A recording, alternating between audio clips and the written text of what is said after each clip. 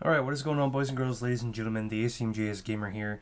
Today we're here to react to Star Wars Outlaws, the final preview. This is something IGN just put out today.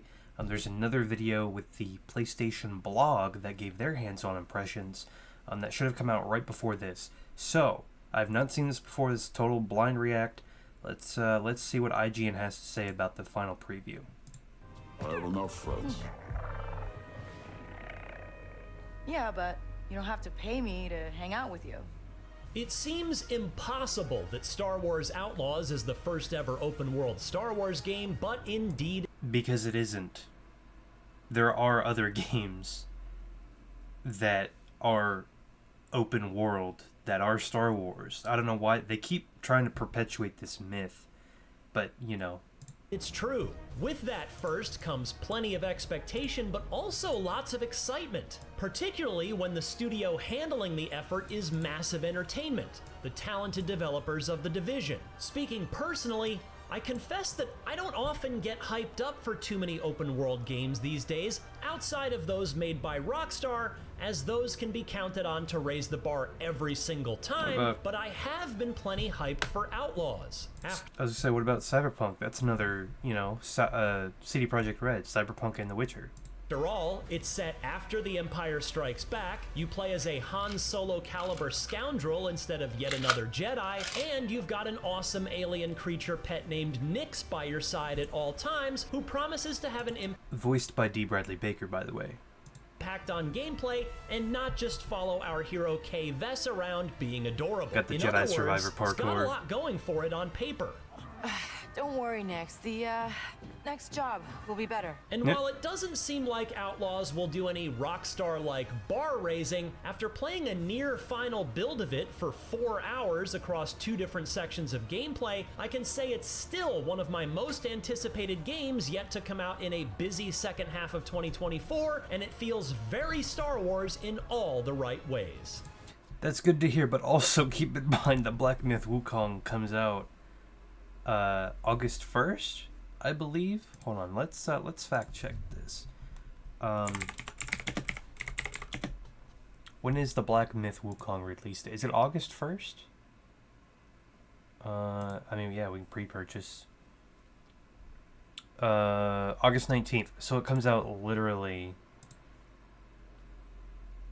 just a few days, because August 19th is a Monday, and Outlaws, if you pre-order that one edition that gives you a week access, comes out on the 23rd. So people are gonna buy Black Myth Wukong and not even know about Outlaws and just not even worry about it.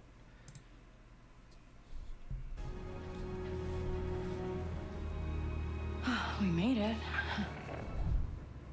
Ubisoft has developed a reputation for making checklist open world games. Yep. Big spaces where you're given a to-do list of side quests and activities to complete outside of the golden path. That's right. Generally, this is not a compliment. But one of the things that impressed me about Star Wars Outlaws is that I didn't get the sense that I was just checking boxes to inch closer to 100% game completion.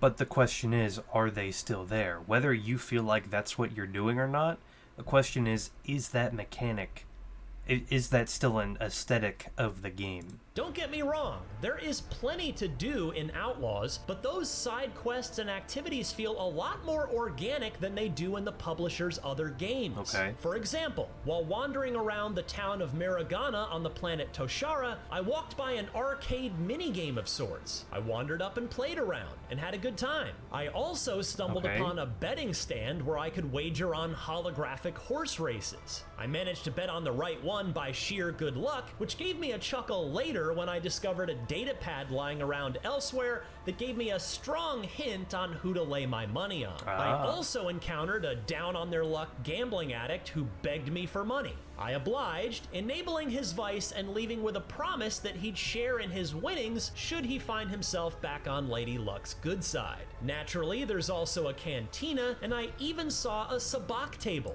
but I want to pause here. I know I keep pausing, but this is why I'm here. So you see where it says leave and this says give 100 or give 500. I'm assuming that's unlocked, not because of a ability that Kay got. I'm assuming it's unlocked because Kay at this point has that money. Naturally, there's also a cantina, and I even saw a sabacc table, but I lacked sufficient funds at the time to buy in and play. Someone told me What was that the the Huts buy-in? are scrambling to get back something of Jabba's. All of these optional activities feel very natural on the planets and towns of Outlaws, and that's true in part because of the excellent art.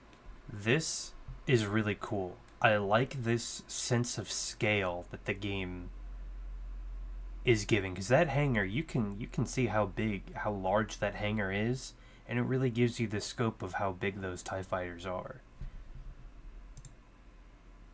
Art direction that makes every location ooze Star Wars authenticity. From the lighting to the architecture to the NPCs milling about, Massive has, based on what I've seen so far, done an excellent job of setting an authentic Star Wars stage.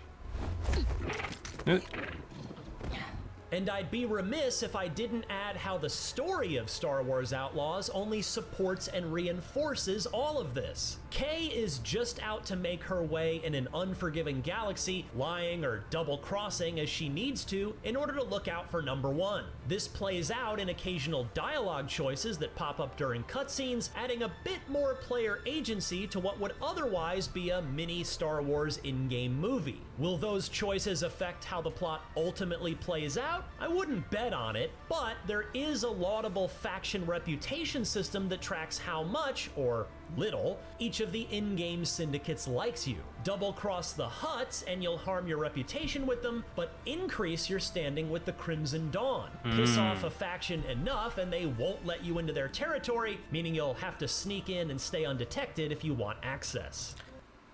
So for me, for my playthrough, I would want to keep the Hutts and Crimson Dawn happy. There are some people that would be like, oh, well, I'm going to stick with the Hutts because, you know, Boba Fett and Jabba the Hutt.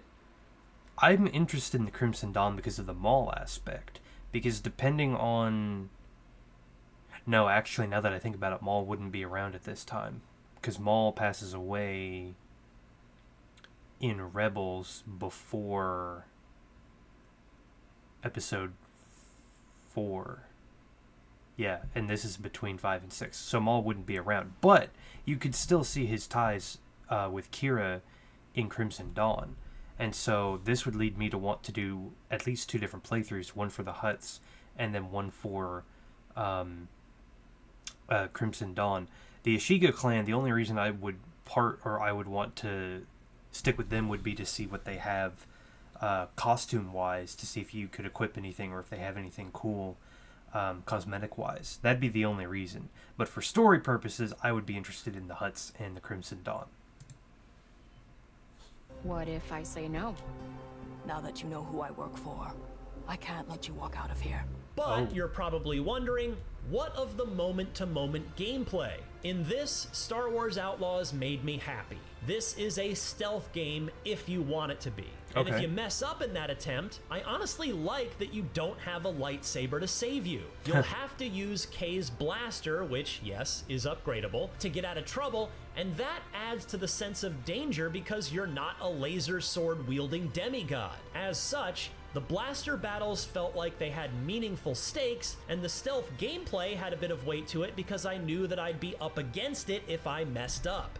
The question I have is, what is happening here? It looks like she stuns someone, and then they're not fully dead, and she's trying to reload, but the characters keep The blaster missing her? battles felt like they had meaningful stakes, and the stealth gameplay had a bit of weight to Yeah, it because what are they I knew doing? that I'd be up against it if I messed up. Calling for reinforcements. Roger that.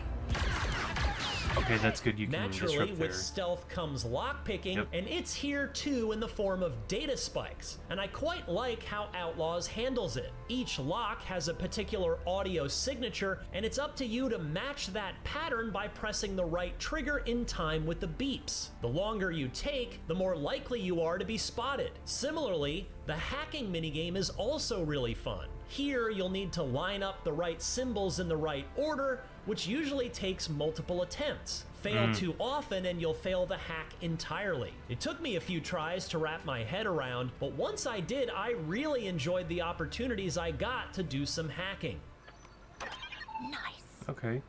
The core stealth gameplay is aided by the breakout star of Outlaws, Nyx. Yes, Nyx is the BD1 of this game, but compared to Cal Kestis's droid companion, Kay's organic pal can do a whole lot more for you. He can distract an enemy by getting the bad guy's attention and adorably playing dead, or flat out attack them. Yeah. He can hit buttons or switches too, or set off bombs, and retrieve items. This is useful when you're pinned down in a firefight and a more potent A300 blaster rifle is across the room. Nyx can go fetch it and bring it back and drop it at your feet without you leaving cover. I even like how Outlaws handles these larger weapons. They can't be reloaded, meaning that once you fire all the rounds, you just drop the empty gun and go back to your trusty blasters. This is likely a design decision to ensure that Kay never feels too overpowered, thus making sure the player is always on their toes in combat.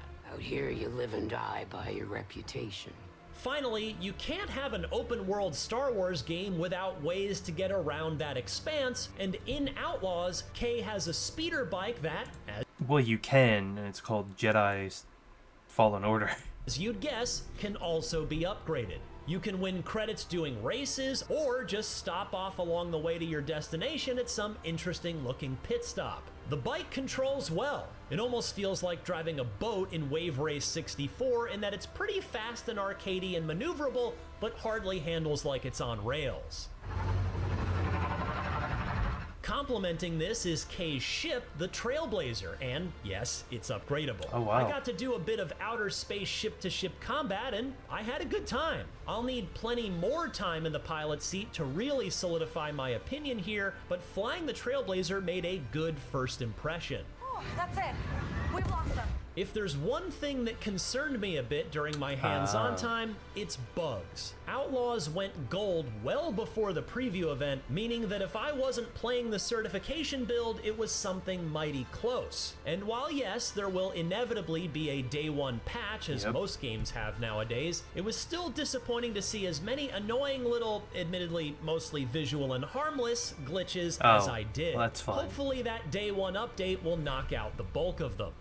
You know the rules. Well, I was gonna say, I said that that's fine. In theory, that's not fine. Because in theory, when they go gold and they give the copy to customers, the entire game would be hammered out. There'd be no visual issues, no gameplay issues, no game-breaking issues.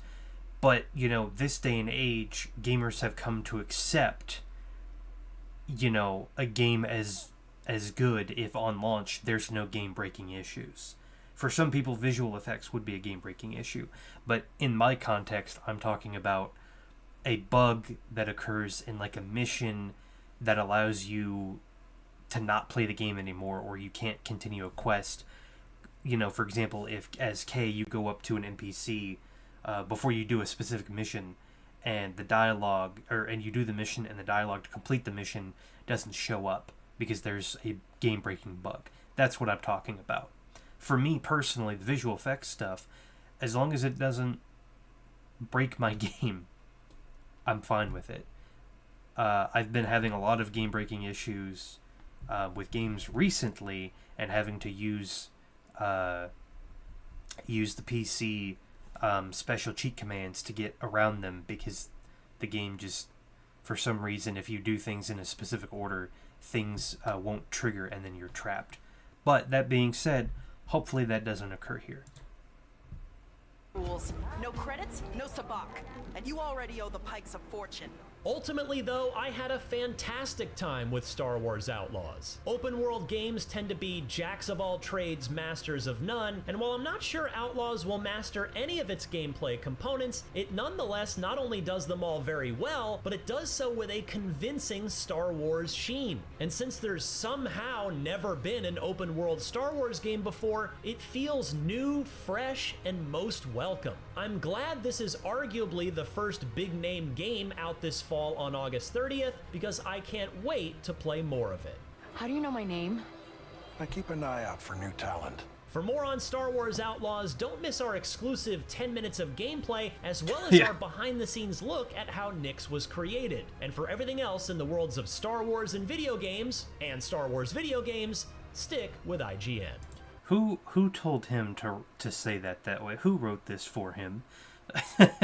Anyways, that is the final preview of IGN and their gameplay. I thought we were gonna get more. I thought we were gonna get more coverage leading up to the game itself, but I think they might be saving video game coverage for Black Myth Wukong, which comes out before this one.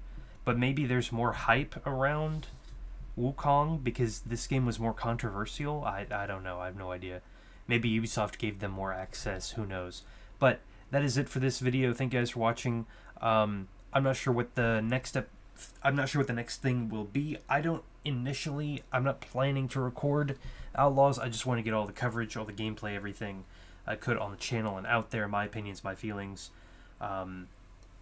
That being said, the next thing on the channel, in theory, would be the next part of Assassin's Creed Mirage. But I haven't played that in a minute.